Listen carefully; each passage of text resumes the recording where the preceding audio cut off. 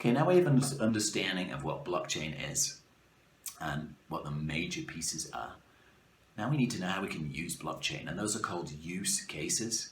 And the use cases span all industries. Manufacturing, retail, insurance, banking, government, and health are the ones that I have right here.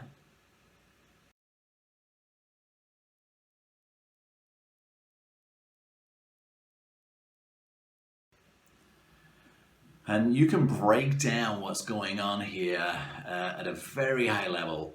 Probably the most important thing that blockchain can be used for is something called asset transfer provenance. Fancy word.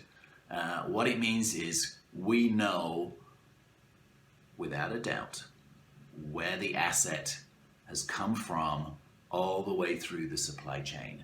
And that's going to be phenomenally useful. And you could see why that's going to be useful, and we're going to do an example. We can see that how that's going to be useful for a sustainably harvested piece of wood coming all the way from Peru to your local Lowe's or Home Depot. We can see how that will be useful for coffee all the way from Colombia.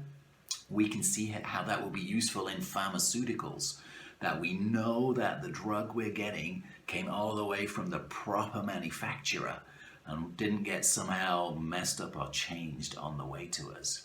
And so asset transfer provenance, knowing how something got from here to here and that it wasn't changed or fake things were put into the process or into the asset on the way, that's going to be the biggest use of blockchain. Another use is cross-organizational workflows. That's where you share things between businesses, and it's the same thing. If you can imagine, and we're going to do an example of this as well. But you can imagine a car contains 20,000-40,000 different parts, and it would be super useful for Ford to work with its suppliers and to know exactly what parts are available, where they are, and when we're going to get them.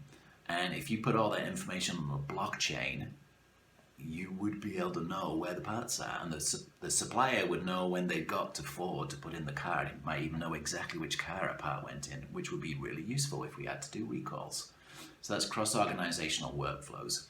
And then also I think what we're going to see at the end of the day is we're going to see a transformation. Blockchain is going to create a transformation in financial processes, particularly in audit, because an audit is tracking of financial transactions. That's really the basics of what an audit is.